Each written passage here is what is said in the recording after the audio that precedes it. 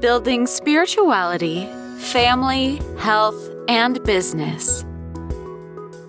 This is the Giant Builders with Lois Wyant. Welcome, Giant Builders, to another Tuesday activity here for us. And today I have Leah Biscardi. Hi, Leah. How are you? Hi, how are you? I'm doing great. Great. So can you tell me a little bit about your business, please? Sure. So like Louise said, I'm Leah Biscardi. I am a photo marketing strategist. So what that means is I help product-based business owners take amazing photos of their products and then teach them how to socially sell them. I mostly work with business owners who are struggling to meet the sale quota that they have for each month. So I work on that full cycle of marketing. Wow, that sounds overwhelming. So it seems like something that a lot of people really, really need to concentrate on right now, especially with things the way they are. I find that unfortunately, when things get hard in the world, that marketing is something that businesses sometimes cut back on. But I really feel that it's something that they should boost up. What are your thoughts? I think so. I actually started my business right before the pandemic hit, not knowing that the pandemic was going to hit. So it actually skyrocketed during the pandemic because a lot of brick and mortar businesses were starting to sell online. And I think the important part people don't realize is I would say old-fashioned business owners who have been in business for like 10, 15, 20 years, they don't realize that they can still jump onto social media whenever they want to, and it's not going to be hurting their business at all. If anything, it will grow. But my generation, so I'm 29 years old, so my generation is very gung-ho on using Google. So say, for example, I'm planning a trip to go to the mountains of North Carolina. And I've been there multiple times, but I'm going to a new city. Well, the first thing I'm going to do is I'm going to jump on either Pinterest, Facebook, or I'm just going to go to good old-fashioned Google and search best places to go, mountains of North Carolina. And a lot of old-fashioned business owners don't understand that Google search engine is your best friend. So if you have a Google My Business page and even just post weekly updates on a Facebook page or post on Instagram once a week, you're actually increasing how many people see your business, because there's a lot of business owners that think marketing is this really big concept and you have to spend thousands and thousands and thousands of dollars to make your brand known, when realistically the first thing you have to do, which is a good marketing strategy, is get to know the people and just tell people you're there. And I don't think people understand that marketing starts with you just telling people who you are. So if you're not on Google, then you pretty much don't exist in the world of anyone. Yeah. So, and it's a little difficult in that it's more about the relationship now, and it's not necessarily just flashing out your products. Yes. And I think that's the important part too, that I tell my clients is a lot of marketing is going from interrupted ads. So for example, you're watching a TV program and then every like 10 minutes you see an ad. A lot of people on social media are doing not aggressive ads, but rather visual marketing. So for example, AI noticed that you were searching for bathing suits. They're going to pull something that you want and put that onto Facebook ads and be like, oh, here's a bathing suit. And it's supposed to make you feel confident, not say, hey, I should be skinnier or something. So it's going to knowing who you are, which is kind of creepy. I know that AI knows all that about you, but really connecting with your audience is helpful. And that's why I tell people I'm not just a product photographer. I also teach people how to take those photos and make sense to their audience. So for example, if I'm trying to sell a candle, thousands of people make candles, but if you make that candle meaningful to the person that's scrolling, they may buy it just because of what you said. So social selling is more about the connection piece and making people feel human rather just than, here, buy this, it's on sale for $9.99 sort of type thing. Yeah, I would agree that we're more of an emotional process these days. Yes, especially since the pandemic hit too. I think people realize that now they want to focus more on who they are and what makes them feel good. Because I think living in a world with depression being so frequent, I think people just want to buy things that make them feel good. And like, that's why the whole Nutrisystem ads, I always talk about like, oh, look, I lost 80 pounds. So now they're focusing more on like, instead of restricting your diet, making that diet more customizable to you rather than a one size fits all sort of type thing. So I think people are finally realizing that it is that emotional pull. And that's why I tell people I'm a visual storyteller. I love telling stories through my photos because it makes people ask questions. So it goes back to that old saying, a picture's worth 1,000 words. So what areas do you actually service businesses? So I'm actually in 3 main sections. So I work with local business owners, obviously in the food industry, doing like the behind the scenes, brand shoots, everything that's hands-on to kind of showcase their marketing aspect to local individuals. Online, I work with business owners in the self-care / home goods, which is soap, bath and body products, bath bombs, anything that's self-care that takes care of yourself. I didn't pick that actual section picked me. A lot of my clients just come from that and see and like, ooh, I want my stuff. And then the third section I work with is the coaching part. So people that are international can reach out to me and work one-on-one with me, and I can teach them how to take their own photos. So they have their own camera, they just don't know how to use it. I do that coaching aspect. That's pretty new to me, but I enjoy actually helping people and seeing them grow over time. I am a former educator.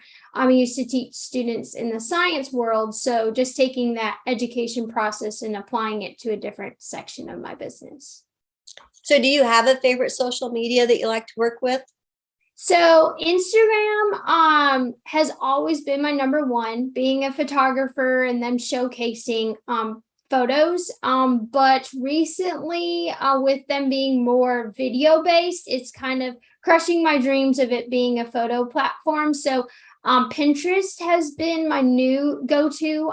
Especially I am currently planning my wedding. So Pinterest is also somewhere I'm spending a lot of my time and realizing that a lot of people search for a lot of keywords, just like they do on Instagram. So Pinterest is kind of becoming my new thing of trying to figure out how it works. Also, Instagram goes through so many changes. So I think it's hard to keep up. So sometimes I just do my normal thing and let Instagram do its thing, but Pinterest is becoming my new favorite social media platform. Any suggestions on how a business should choose a social media? I always tell people there's three questions you need to answer before choosing your social media platform. One is go with something you're comfortable with, not so much what's the trend. So I know a lot of business owners that as soon as TikTok came out, they're like, oh, I have to do this because everyone else is doing it. Well, if you do something because everyone else is doing it, you're actually not standing out. So I always tell people whatever you're comfortable with.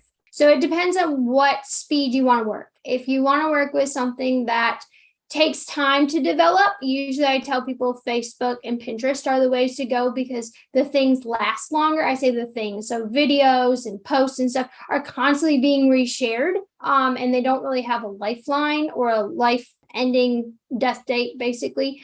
If you're someone who's fast paced, who loves keeping up with trends, I tell people to go with TikTok or Instagram because they're constantly coming out with new things. So you're always going to find something new to work with.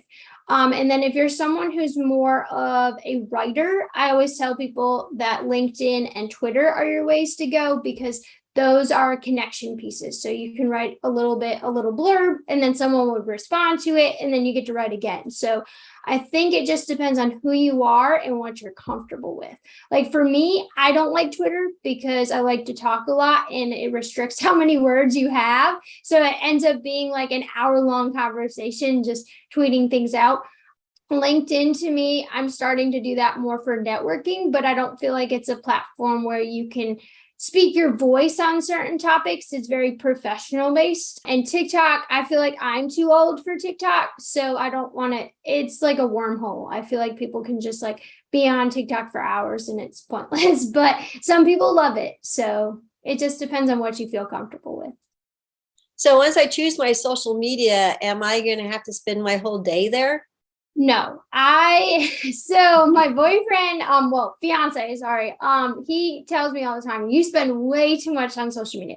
You can spend all day, like it will drag you in, but to be successful in the photo marketing area or just marketing in general, no, you just have to have a consistent flow. So, for example, I go live on my Instagram platform every Wednesday at 9 a.m. Eastern or somewhere in that realm of things. And my followers know that. So if they want tips and tricks, they'll look for my stories on Monday and Tuesday for the topic. And then on Wednesday mornings, I'll go live. So telling your audience, I'm going to be here at this time, or they'll sometimes people do theme-based posts. So like Monday mindset or Tuesday tips or Wednesday wisdom. Like people know what those days are going to be. So that's the only thing you have to post on that day. You can be as active or as inactive as you want, but it's whatever feels comfortable, again, for you and your flow. I tell people you just need to have the basics. You need to have a Google My Business page. You need to at least be active on Facebook, either in groups as an individual or just have a Facebook page where you can post updates. I tell people all the time, like, hey, let's go out to dinner. And they'll be like, okay, where do you want to go? And we're like, okay, well, it's Monday, so we need to see who's open on Monday. So sometimes just telling people you're open or closed can be the difference between gaining customers and losing customers. Also, like for product-based business owners that do live sales, if you do a live sale once a month or once a week, doing it at the same time, every time, people will be like, oh, I can't watch this show because I have to go to this live sale. So just being consistent, and that consistent can be daily, or it can be weekly, or it can be monthly. But it's really important that you just set up a schedule and your audience knows. Great tips. Give me a tip on taking pictures for your social media. Okay, so the best tip I can give people is don't overthink it.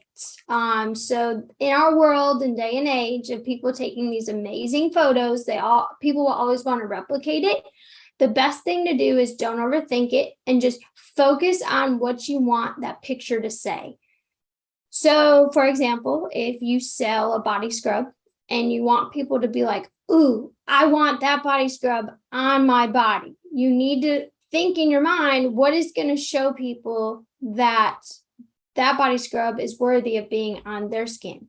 And a lot of people don't think about that before taking a picture. Sometimes they'll just pick up their phone and just take a picture, like, okay, I'm selling these today. And then people are like, what are those? And what is it supposed to do? And asking all these questions. So your picture should really tell your audience or your clients what it is, how it's going to help them, and why it's important for them to have it. So the really big thing to it is don't overthink it, but know before you take that photo. And if people want more tips, you're welcome to follow me on Instagram. I'm posting tips all the time. It's chromephotoco, or chromephotoco.com, which is my website, which I'm constantly posting tips on there too. Any additional tips you want to give us? As a business owner, I really think it's important for other business owners to meet with other business owners. So if you're constantly in the mindset of sell, you're kind of pushing people away because you turn into this salesperson that nobody wants. It's kind of like when you see someone walking up your driveway trying to sell you something, you're going to make sure all the lights are off, close the door, whatever, so that you can not be bothered by this person. So it's really important to build connections with other business owners and collaborations. So doing a podcast interview, going live on someone's stories, or going live on Facebook, or making a reel together, making a TikTok together, constantly collabing and networking with other business owners can actually build up your business. You're not in competition with them. You're actually just collaborating with them so your networks can communicate with each other, because part of marketing is being visible. And if you're putting yourself into other people's audiences, you're becoming more and more visible. So that's part of that number one rule of becoming visible in marketing. So I think just making sure you're constantly connecting with other business owners. I think we have a lot to absorb here, Leah. I really appreciate all of your input. Want to encourage people to look for you on Instagram for additional tips. I'm sorry, what was your Instagram again? Chrome Photo Co. Okay, Chrome Photo Co. So look for Leah there on Instagram and get more tips. Well, thank you, Leah. I appreciate your time.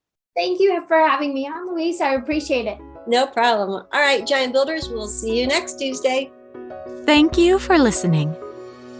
This has been The Giant Builders with Lois Wyant.